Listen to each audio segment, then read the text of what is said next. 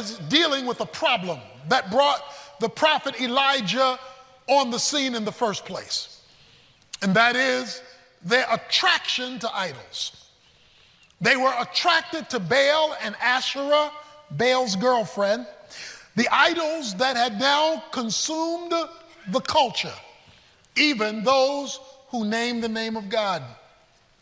We've defined an idol already, but just so that we review, an idol is an unauthorized noun, person, place, or thing that you look to get a need met. It's an unauthorized person, place, or thing, an unauthorized noun that you look to for that thing to be the source of a need being met. Something God has not approved, but you're looking to it to be the source of your provision. That's an idol. Granted, we over here don't worship trees by and large, or the moon, or the stars. Well, I can't really say that because folks are still checking their horoscopes as an unauthorized source. Because the Bible says when you check astrology to find your source and your direction based on the movement of the stars or the month you were born or any of the like, you have appealed to an unauthorized source to be the definition of your needs being met and the definition of your identity. So that is idolatry. So you may not do any of the things people may do. You just have an American idol.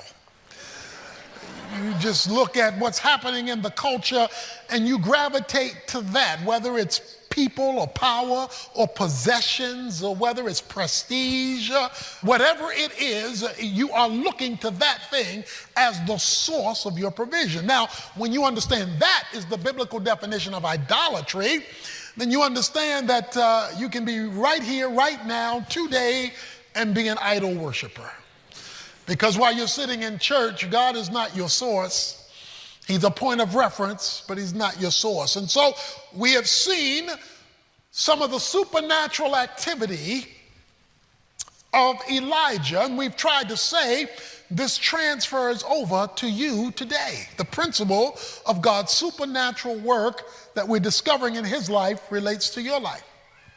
We come in chapter 18, and we come to a place where now the prophet Elijah confronts King Ahab. He confronts King Ahab, and he confronts him in chapter 18, verse 17. And when Ahab saw Elijah, Ahab said to him, "Is this you, you troubler of Israel?"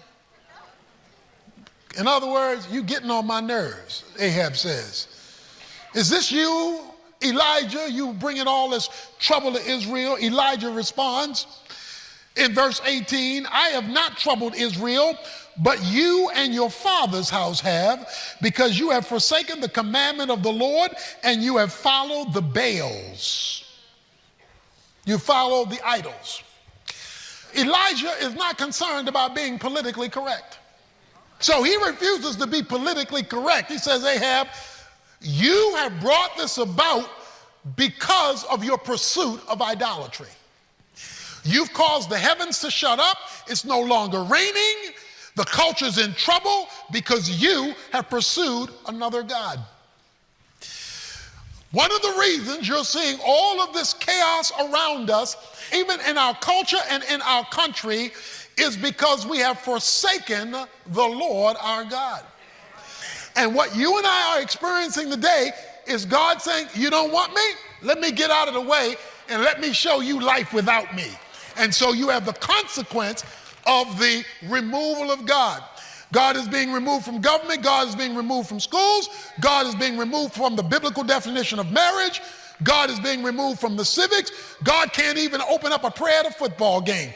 When God is being removed from the culture, that means idolatry has automatically set in, which means there are consequences that accrue in the environment where God has been removed. And that is what was happening in Israel. They're experiencing life without the one true God.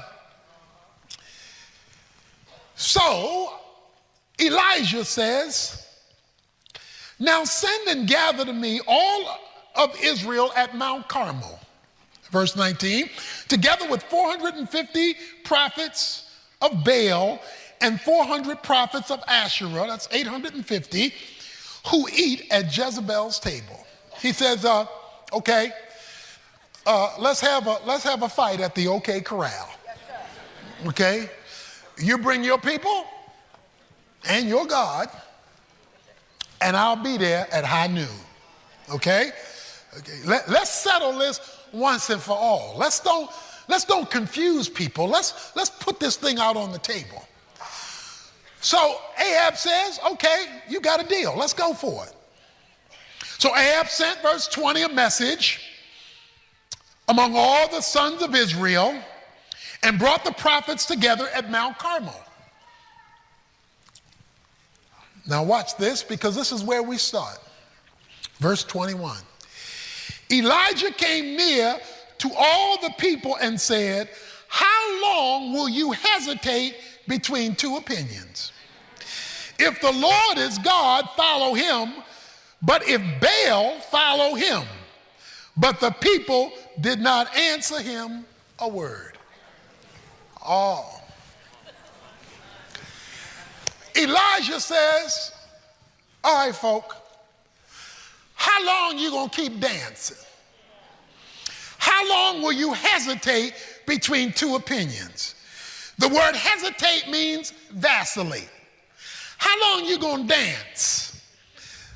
This God on Sunday and another God on Monday. How long you gonna go back and forth? How long you gonna dance around this thing? How long you gonna move back and forth? How long are we gonna have to keep doing this? How long are you gonna have to keep hearing the same sermon every week, calling you to full commitment before you make one? See, a lot of folk want to worship God on Sunday and then hug an idol on Monday. He says, how long? How many more years? How many more months? How many more services? How long are you going to dance before you decide? That's his question. It says the people were silent. Why were they silent? Simple. They weren't ready to commit. They weren't ready to commit. They weren't ready to, you too serious. You being too serious about this Christian thing. Just let me get a little church, give me a little music, preach me a little sermon, and then leave me alone. It says the people were silent. They were not ready to commit. But watch it. They were always ready for a miracle. They were always looking for a blessing. They were always looking for God to do something while they were silent. So let me state my position as coming from this passage. If you're not ready to commit and to stop dancing, stop looking for a miracle and searching for a blessing. They said nothing because they weren't ready to make a full commitment. And yet he's calling on them just to do that. So now, Elijah says, I alone, verse 22, am left the prophet of the Lord, but Baal's prophets are 450 men. Elijah says, I'm outnumbered, 450 to 1. Since this is not to see how the numbers fare in my favor, I'm ready to take my stand. God is looking for some folk who, even though outnumbered, are willing to take their stand. Who, even though the other side has more than you, even though it looks like you're outnumbered among your friends, among your coworkers, or what have you, he said, this is how the numbers shape up. But in spite of that, we're going to put the true God to the test. He says, why don't you bring, verse 23, 2 oxen, and let the 450 choose 1 oxen, and I'll take whichever one they don't choose, put it on the wood, put it on the altar, but don't put a fire under it. And then you 450, you call on the name of your God and tell your God, light the fire. Okay? Tell your God, be the Ohio Players, fire. Tell your God to light it up. And then I'm going to call on my God. And let's see whose God is the God of fire. Now, unless you understand Baalism, you can't appreciate this, but Baal was the god of fire, the god of the sun. So you figure if Baal is in charge of the sun, he can light something up. So he's challenging him at the very core of the greatness of their God. Says, let's see what your God can do. So they agree. He is so confident in his commitment to God that he will challenge the majority. Oh, do we need some committed Christians today who are so committed and so confident in their God, they don't mind being outnumbered. Because they understand that once God, the true God, is in the equation, the numbers shift. So he says, come on, let's don't talk. Let's do this thing. Let's do this thing. And so here's what they do. The 450 agree. And so they chose the ox, in verse 26, they took the ox and prepared it in the name of Baal. And from morning to evening, they were saying, "Oh, Baal, answer us." But there was no voice. No one answered. And they leaped about the altar which they made. So they're in there with their God. Oh Baal, let's have some fire. Light the altar. Oh Baal, oh great Baal. They jumping around the altar. They're getting their praise on around the idol. And it says, and nothing happened. And there was no voice. Now this is where we get to a little humorous part in the Bible. It gets a little humorous here in verse 27. Because it says, at about noon, that Elijah mocked them. Okay, now it's 450 of them. And it's one of you. This ain't the time to be making fun of folk. But Elijah just standing there, and he mocks them. And look at how he mocks them. He says, why don't you call out louder? Call out verse 27 with a loud voice. Y'all ain't screaming loud enough. He can't hear you. He says, but he is a God. Maybe he's occupied. Okay? He's got another meeting going on and he can't get to y'all right now, so maybe that's why nothing happening. Or maybe he's gone aside. Now, gone aside means maybe in the bathroom. Gone aside means he's doing number 2. That's what gone aside means. Or maybe he hadn't gone aside. Maybe he's on a journey. He's on a trip. You know, he's taking a vacation. Or perhaps he's snoring. He says maybe he's asleep and you need to wake him up. So why don't you sing a little louder, praise a little louder, pray a little louder, and wake up your God. Well, all he did was tick them off, because in verse 28 it says, they cried out with a loud voice, and they cut themselves according to the custom with swords and lances until the blood gushed out of them.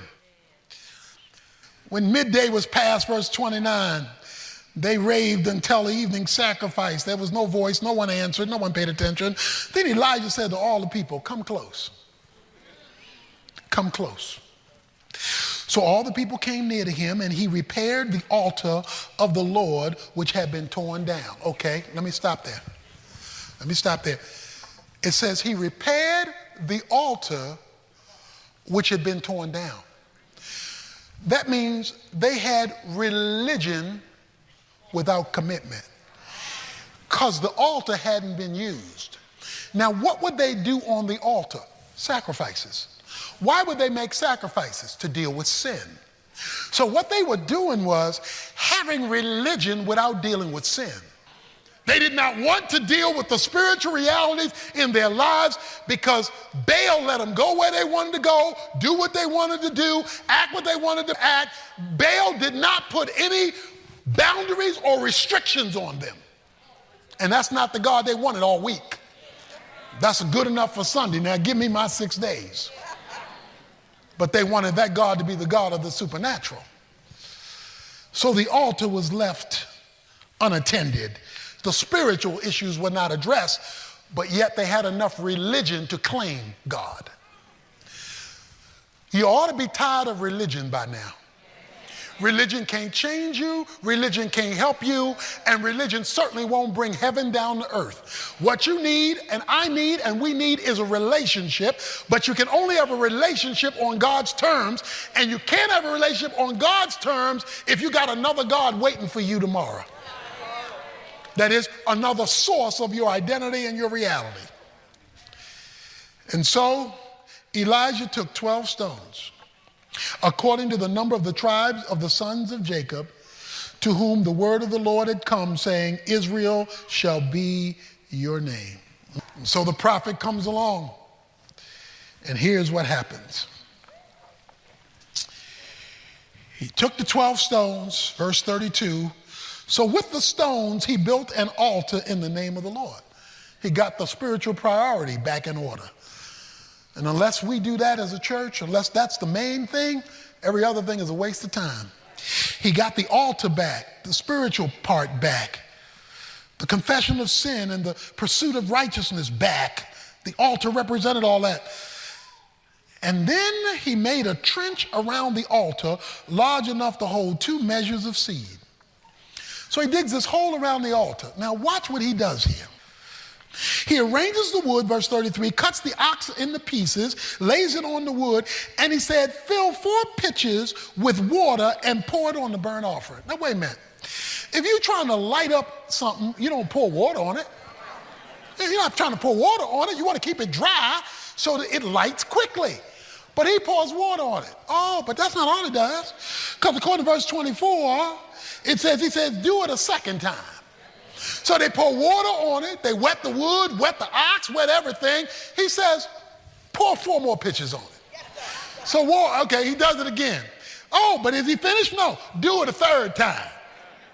And they did it a 3rd time. So he prays. And he prays at the evening sacrifice, O Lord, verse 36, the God of Abraham, Isaac, and Jacob, the covenant-keeping God, today let it be known that you are God in Israel. I am your servant, and notice this, I have done all the things at your word. Let it be known what you will do when people are committed to you and your word. In other words, I'm not like y'all, I ain't dancing. I'm not like y'all, I'm not going back and forth. I am totally committed to his word. That's how you know if you're dancing or not. He says, let it be known that I'm for real because I obey your word. In other words, God, your word has the final say-so over my decisions. Until you get to that place, you're not fully committed. If you're not fully committed, you have limited or lost access to the miraculous. So he says, I have kept your word. Answer me, O Lord, verse 37. That this people may know that you, O Lord, are God, and that you have turned their hearts back again. And the fire of the Lord fell and consumed the burnt offering, the wood, the stones, the dust, and licked up the water in the trench. Now, this is one of the scenes I want to see on instant replay when I get to heaven. Because it not only said the fire fell, but it says it consumed the stones, the wood and the stone. But here's the part I like. It said it licked up the water around the trench. Oh, and when you see God show off and show out for you, when you see him do exceedingly abundantly above all you can ask or think, when you see because you've rebuilt the altar of full commitment, he said he saw it. And then the people saw it. They fell on their faces and said, the Lord, he is God. The Lord, he is God.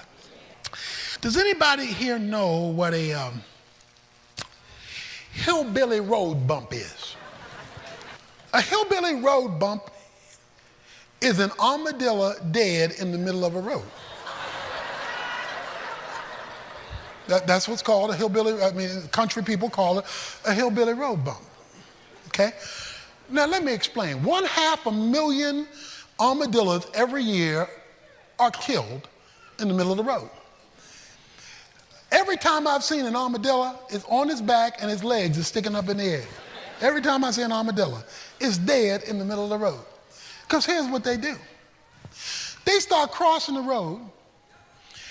They stop in the middle of the road. They stop in the middle of the road with cars coming. They stopping in the middle of the road with cars coming, and they get run over. They get run over because they get comfortable in the middle of the road. Does God have any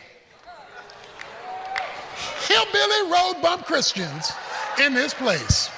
Does God have any hillbilly road bump Christians? You come to church and you stay in the middle. You like Malcolm in the middle. You stay in the middle. You want to be able to step over here to the God of the Bible, but you want to stay over here to the world. You stay in the middle only to be run over by his glory when he moves down the center. But if he can ever get you to go all the way, heaven will open up. You will see heaven open, Jesus said. You will see the angels of God going up and down the Son of Man, and you will see what God can do because you've given him all you have. God is looking for some folk